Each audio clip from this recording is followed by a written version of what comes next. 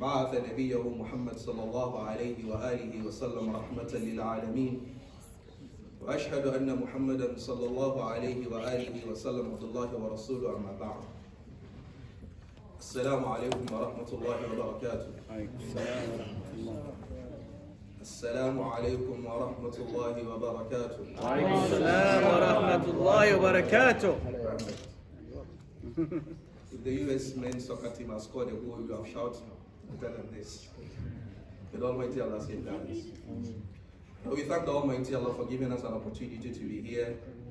I want to thank my elder brother and Sheikh Ahmed Alamine for this opportunity, and also for all of us, taking time out of our busy schedules to be here. My elder brother and Sheikh Ayman, made a very, very profound statement when he stood here.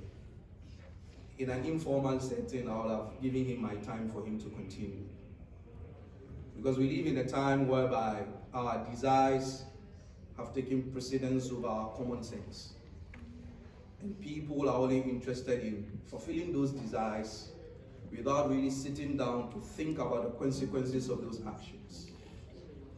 We're only interested in what goes around in the dunya, and then we forget what the akhirah has been prepared for. النفس تبكي على الدنيا وقد علمت أن السلامة فيها ترك ما فيها. لا دار للمرء بعد الموت يسكنها إلا التي كان قبل الموت يبنيها. فإن بناها بخير طاب مسكنه وإن بناها بالشر خاب بانيها. أين الملوك التي كانت مسلطنة حتى سقاها بكأس الموت ساقيها. أموالنا لذوي الميراث نجمعها ودورنا لخراب الدهر نبنيها. لا تركنن إلى الدنيا وما فيها فالموت لا شك يفنيها ويفنينا. فاعمل إلى دار غد رضوان خازنها والجار أحمد والرحمن ناشيها. قصورها ذهب والمسك طيلتها والزعفران حشيش نابت فيها. This is the reality of the dunya. It's just a fleeting experience. And understand that there is no way you're going to live here permanently. Whether you like it or not, you're going to leave. This should be at the back of our minds all the time as Muslims. كن في الدنيا كأنك غريب عابر السبيل. You wouldn't waste time on all of these unnecessary things. You have a purpose, you have an agenda as to why the Almighty Allah created you. And as a Muslim, you need to live by this code of ethics. And wallahi, when you do that, that is what you get, the halawa of iman, the sweetness of faith. So I thank him very much, and it's a reminder for myself and all of us, and I was taking notes, and inshallah, I'm going to prepare something in that regard. Wherever I go, just a wake-up call for us, that are you going to rebel, or are you going to submit to the Almighty Allah? May the Almighty Allah safeguard us.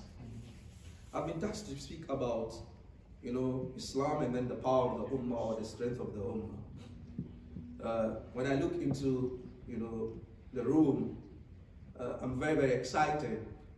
And it sends my mind back to the community of the Prophet Muhammad sallallahu alaihi wasallam.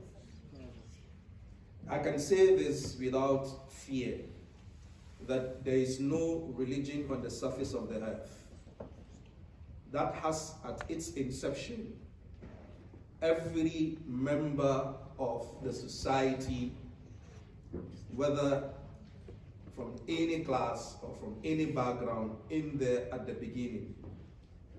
You go to Medina, you find Umar ibn Khattab, a Qurashi, with Bilal al-Habashi, an African, with Salman al-Farisi, a Persian, and with Suhaib al-Rumi, an European, all standing on the same row, drinking from the same cup, eating from the same bowl. This guy is an Arab. The person next to him is an European. The other person is a Persian. And the other person is also an African. No religion has this. If you know of any religion that has this at its inception, remind me and I'll correct my statement. The Almighty Allah tells us in Surah Al-Rum, Quran chapter 30 verse 20, وَمِنْ آيَاتِهِ أَنْ خَلَقَكُم مِّن تُرَابٍ ثُمَّ إِذَا أَنْتُمْ بَشَرٌ تَنْتَشِرُونَ Amongst the signs of the Almighty Allah is that He created all of us from dust. And from that dust, we were made into human beings dispersed on the surface of the earth. The next two verses, the Almighty Allah says, وَمِنْ آيَاتِهِ خَلْقُ السَّمَاوَاتِ وَالْأَرْضِ وَاخْتِلَافُ أَلْسِنَتِكُمْ وَأَلْوَانِكُمْ إِنَّ فِي ذَلِكَ لَآيَاتٍ لِلْعَالِمِينَ. The Almighty Allah says, amongst the signs of the Almighty Allah is the creation of the heavens and the earth. And then the difference or the disparities of our tongues and then our color. So Islam from its inception, the number one part that Islam has is that it brings people of diverse backgrounds onto the same table to contribute to the socioeconomic and spiritual development of the community. And this is our number one strength. That Islam brings barriers. Islam gives people opportunities irrespective of where they are coming from. Islam gives people the chance to express their God-given halal talents, because there are some talents that are haram. We need to make emphasis on that. God-given halal talents for them to make the world a better place for everybody. Bilal, a black man from Africa, in a Meccan community that is deeply racial in its structure, is the one who calls the prayer to bring the community to come and serve the Almighty Allah. At Hajjat al-Wada or Am al-Fath, the Prophet Muhammad made Bilal to call the adhan. And some of the kuffar were like, أَمَا وَجَدَ مُحَمَّدٌ غَيْرَ هَذَا الْغُرَابِ الْأَسْوَدِ مُؤَذِّنًا. Can't Muhammad find anybody except this black crow to be a mu'adhin? So Islam breaks all these barriers. So number one, we need to understand the diversity that Islam comes with, the differences that we have in terms of our social status, in terms of our political backgrounds, in terms of whatever differences that we profess. Because وَاخْتِلَافُ أَلْسِنَتِكُمْ, the differences in our tongues doesn't only mean the languages that we speak, it also means the ideologies that we have in our minds. So these are number one strength. And let's never underestimate this power of diversity that the Almighty Allah gives us, this power of cultural diversity that we have. I know when I walked in, you all look at me, where is this guy from? With this kind of cap, with this yellow dress, where is he from? Because it's not normal for you to see people dressed like this in America. This is my culture. I'm an African. This is the way I dress. Wherever I go, going through the airport, sometimes you are being stopped and you are being questioned. I still dress this way. That is the diversity and then the inclusion that Islam brings. If we really, really want to maintain this power, we need to understand the differences that we have as Muslims and then embrace it and then make good use of it. The second point I want us to look at that speaks about the power of the Ummah is that we are a chosen nation. The Almighty Allah chose us. I think in Surah Al-Imran, Quran chapter 3 verse 110, the Almighty Allah says, "Kuntum khayra ummatin ukhrijat lin-nas." Why? وَتُؤْمِنُونَ بِاللَّهِ. You are the best of nations. Ukhrijat lin-nas. You were purposefully chosen and selected for humanity. The Almighty Allah chose us purposely for humanity. Why? تَأْمُرُونَ بِالْمَعْرُوفِ. You enjoin goodness, وَتَنْهَوْنَ عَنِ الْمُنْكَرِ, and then you forbid evil. The reason why the liberal left, sometimes some of these political, terms, I don't understand. I'm from Africa. We're already concerned about food and where we're going to sleep. So sometimes all these, these are leftists and these are rightists. It's when I come to America, that's when so I'm trying to just wrap my head around it. These are liberals and these are conservatives and these are progressives. We don't have that there. If you understand, if you observe, there is, I think 2 years ago at the Ummah, conference, Dr. Jamal Zarabozo wrote a book on atheism, a paper, and then he makes a comment that modern day atheism is not against religion, it is against Islam. So writers like Sam Harris and those other people, if you observe their writings or their statements, it's always against Islam. Because these people understand that Islam is the only force that stands between them and whatever desires they want to impose on the world. With respect to the other religions that we have on the surface of the earth, they've been modified, they've been edited, they've been changed. When someone sleeps and he wakes up, he thinks about something new, he fuses it into the religion. But for us, Islam is not like that. The Quran is the only book that is 14 centuries old, unadulterated, unmodified, not changed, exactly as it was revealed for 1,400 years and memorized cover to cover, page to page by millions of people on the surface of the earth. That is what they really know, and that is why the onslaught is not on religion anymore, it's on Islam. We are the chosen nation, and we are the people that the Almighty Allah has given us. People from ibadat al-ibad ila ibadat rabbil ibad, to take people out of the service of servants to the service of the owner of the servants. That is why we are a chosen nation. وَكَذَلِكَ جَعَلْنَاكُمْ أُمَّةً وَسَطًا لِتَكُونُوا شُهَدَاءَ عَلَى النَّاسِ. The Almighty Allah made us a just nation so that we'll be witnesses of a people. There are a lot of hadiths to support that. The hadith of Abi Sa'id al-Khudri, Nuh alayhi salatu wasalam will be brought to be questioned. I delivered the message. And the people of Nuh will be called. Did Nuh come? They say, Ma atana min nadhirin wala bashir. Nobody came. We didn't see this guy. No. Where were you born? We don't know you. And then the Almighty Allah will ask Nuh, no, your people say that you didn't come. We don't know you. They don't know you. And then Nuh will say, Ya Allah, you know very well that I went. He said, fine, but then where is your evidence to prove that you went and delivered the message? And then he will say, Muhammadun wa ummatu. Muhammad and his community are the ones who are going to be witnesses for us.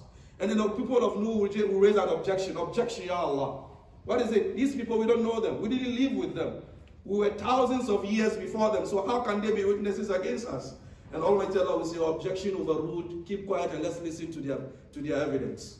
And then who will say, Ya Allah, we read in your book, you said, Inna arsalna Nuhan ila qawmihi an anzir qawmaka min qabli an yatiyahum adhabun alim. That you, Allah, sent Noah to his people to warn them concerning a very grave punishment that is going to befall them if they don't believe. So, Ya Allah, we read in your book, and then your book is truthful. And the Almighty Allah will say, yes, your testimony has been recorded, and the people of Nuh, you have no case.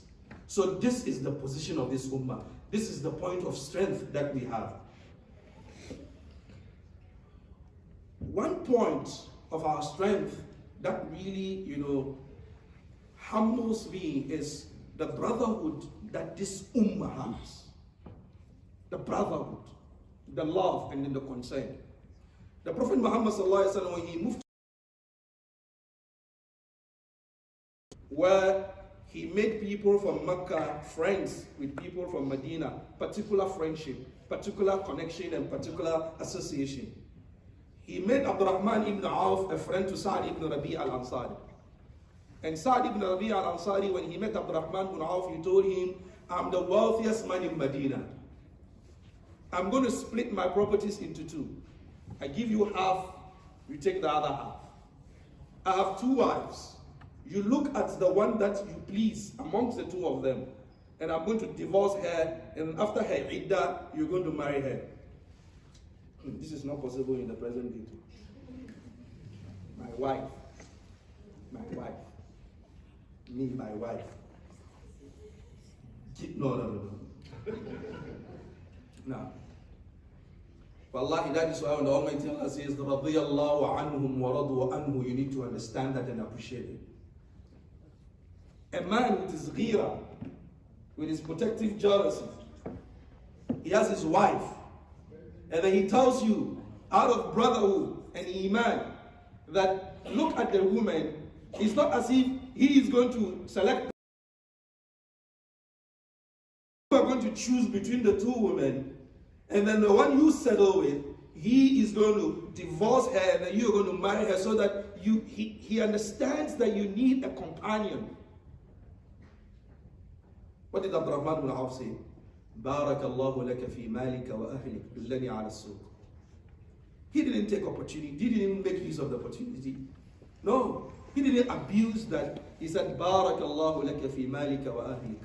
May Almighty Allah bless you in your family and then in your wealth.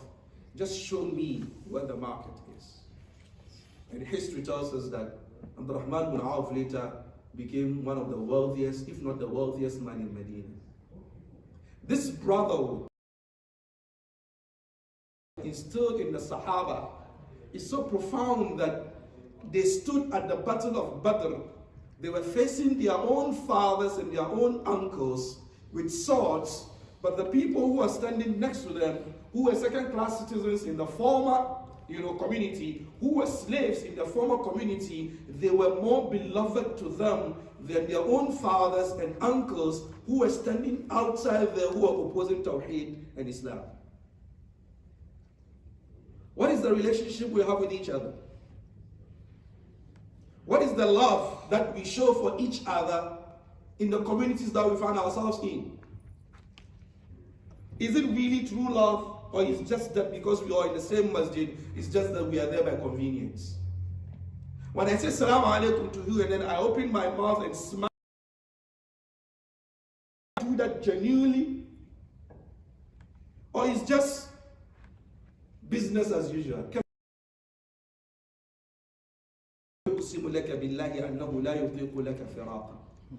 ملك كريم في مظهره شيطان رجيم في مقبره إذا لقيك بوجه أبي بكر وقلب أبي لهب. How many people meet you, they're smiling. Wallahi, if you're not around, I cannot live. I can't breathe. You are the source of my oxygen. ويقسم لك بالله أنه لا يطيق لك فراقا. ملك كريم في مظهره. He looks like an angel outwardly, like in shaitan rajim fi makhbarihi, but then he is a shaitan in the inner part. إذا لقيك, when he meets you, لقيك بوجه أبي بكر. His face is that of Abu Bakr as-Siddiq radiallahu anhu, وقلب أبي لهب, but his heart is that of Abu Lahab. This is what is crippling the Ummah today. Fake love, cosmetic love, pancake love. The women know pancake, they know it. That's what they used to, smoothing the face. To deceive us sometimes. But it is a good deception. It's good. The Almighty Allah said that. Just to move fast, someone will ask a question. Yeah, Sheikh, you're speaking about, all this power and strength that the Ummah has. But then if you look at the state of the Ummah today, that is not the clear reflection of what we see. The unstable places on the surface of the earth are Muslim nations. Muslims are killing each other. The Muslim will shout Allah Akbar and they blow a masjid where the Muslims are also saying Allah Akbar. So Sheikh, where is the power that you're speaking? The Muslim nation cannot produce anything. Our jalbab even is made in China. Our kufis are made in what? In Korea. Even the hijab that the sisters wear is Christian Dior. So what power are you speaking of? What importance and significance are you speaking of? Al-Ummah la tastati' an tasna wala ad-darraja. Not even a bicycle that we can even produce. Sheikh, I think you're behaving like an ostrich. You're just putting your head into this earth to just, you're confused. Wallahi, these questions are legitimate. They're legitimate questions. And this is the state of the Ummah. And that's where we found ourselves. But then I still maintain كَمَنْ كَانَ فَاسِقًا لَا يَسْتَوُونَ. Do those who are believers be like those who are defiantly disobedient? They will never be equal. أَفَنَجْعَلُ الْمُسْلِمِينَ كَالْمُجْرِمِينَ مَا لَكُمْ كَيْفَ تَحْكُمُونَ. Do we equate those who are believers like those who have been defiant? It's not the same. Yes, I agree the Ummah is being faced with challenges. Some of the challenges are self-inflicted. But then, I believe you and I, from programs like this and other ones that we are organizing is an opportunity for us to bring the Ummah back to life. The Ummah is asleep. She's not dead. She's asleep. It's true. Even in the sleep, we are sleeping. And even in that sleep, we are dreaming. Sleeping doesn't mean you're dead. It means you can wake up. It means you can rise up. It means you can make the necessary improvements that you need to make. And all of us need to put our shoulders to the yoke to push it forward. Each and every one of us has a contribution to make. Not all of us can be imams or shuyukh on the minbar every Friday delivering lectures, but all of us have our specific pulpits in our specific fields, in our careers, where we can push and help Islam sustain its value and its importance. In every sphere of life, you can be there, but then you need to have the deliberate, conscious effort to make that happen. The Almighty Allah gives us these examples in the Quran of how to help sustain the communities that we find in. If you go to Surah An-Naml, the Almighty Allah mentions two animals that made a great impact in the life of the communities that they found themselves in. If you look at the story of Hudhud, a bird was concerned that the Ummah of Bilqis were not worshipping the Almighty Allah. قال أحطت بما لم تحط به وجئتك من سبأ بنبأ يقين إني وجدت امرأة تملكهم وأوتيت من كل شيء ولها عرش عظيم وجدتها وقومها يسجدون للشمس من دون الله وزين لهم الشيطان أعمالهم فصدهم عن السبيل فهم لا يهتدون. Hudhud was concerned about Tawheed and Aqidah. People are not worshipping the Almighty Allah. That was his concern. What is your concern concerning the Ummah? Sometimes, some Muslims are so pious that some Muslims are scared to come next to them. Some Muslims have turned themselves to the home secretaries of the Almighty Allah, giving people apartment in Jannah and Jahannam the way they want. You are going to Jahannam. You are going to Jannah. We are not concerned about the salvation and the rehabilitation of Muslims who are struggling with their iman. All of us are struggling with our iman. All of us. None of us here is safe. None of us here is perfect. That is why we don't have sainthood in Islam. Because each and by virtue of the fact that you have been guided somehow, and the sister is struggling with her hijab, or she's struggling with her 5 daily prayers, or she's struggling with one or two things in her life, yours is to put your hand in those trenches and pull those people out, not to push them back. Asim al-Hakim was asked the question. The questioner said, I have a neighbor who doesn't come to the masjid regularly. What is the hukm of that neighbor? He said the hukm of that neighbor is you try and get him to the masjid. That's the hukm. You try and get the person to the masjid. So my brothers and sisters, our concern should be how to rehabilitate our friends. Our concern is how to bring them closer to the Almighty Allah. You know of the story of the Sahabi who always drunk. He will be brought to the Prophet him from drinking. One day, some of the Sahaba cursed him, and the Prophet Muhammad said, "La tu'inu shaytan ala akhikum." Don't be allies for shaitan over your brother. Yes, he drinks, walakin yuhibbullah wa rasulah. He loves the Almighty Allah and His Messenger. So our message, for me, finally,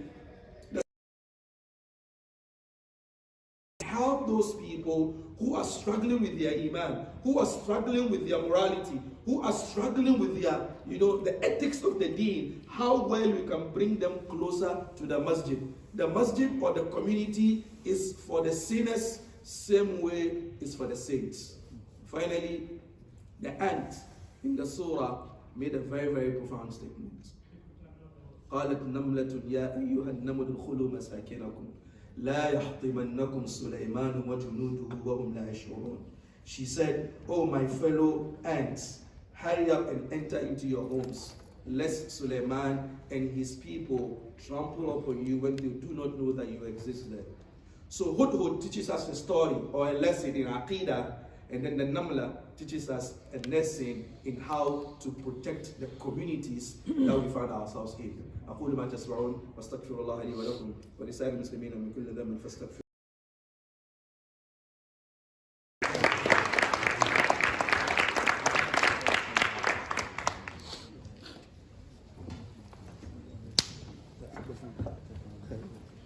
Jazakallah khair, Sheikh. Subhanallah, all these shayukhs and our speakers, they are the flowers, and Alamine Academy is the bouquet. So alhamdulillah, alhamdulillah, alhamdulillah. So before we conclude our first session, I would like to invite Sarah to represent Marian University. And on behalf of Alamine Convention, I want to thank her. I don't have words to thank her and her team. They have been very supportive, very patient. I can keep on going, Sarah. You have to come here. Yeah. Thank you so much.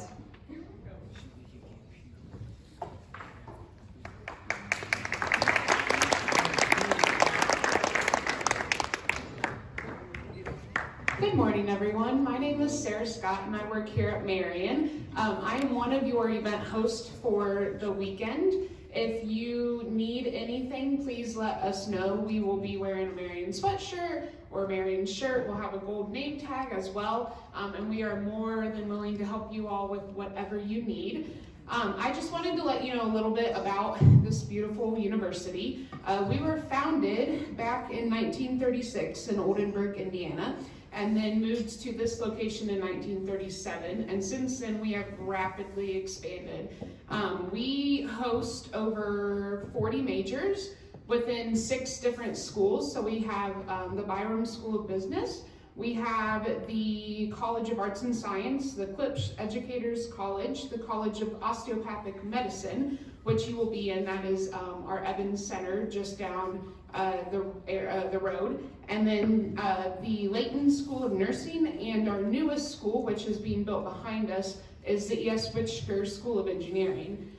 So within that, we host, like I said, over 4,000 students on multiple locations. We have a 2-year program, that 2-year college that is up in Plymouth, Indiana, and that is called Marian University in Scylla campus. We also have St. Joseph's University, which is just down the road on 30th in Cold Spring, and they are also a 2-year college as well. So we have a lot that happens here on campus. It's pretty quiet right now because it's the end of our spring break. However, starting later this afternoon, there will be students moving back in. They won't be in your way, but you will see some cars, especially if you look that way over towards our dorms. But come Monday morning, 8 a.m., classes start back, and it is pretty hopping here. One of the things that I get to do is help host events while people come in, and then I also get to do what I love, which is work with K-12 students. So we are trying to bring more K through 12 students onto campus during the school year. So we do visits, a lot of times a class or a whole entire grade level, depending on the size, will come and they'll do a tour. Sometimes we have students tour our simulation labs, which are over in the Evans Center, and they get to learn a little bit more about what our medical students do. We also have students go down to our Eco Lab, which is over 100 acres of outdoor classroom space. We host whatever, which is a great way to get our community here. One of the things that I'm very excited about is that we are bringing back summer camps. And so I have a information booth just across from the restrooms out in the hallway.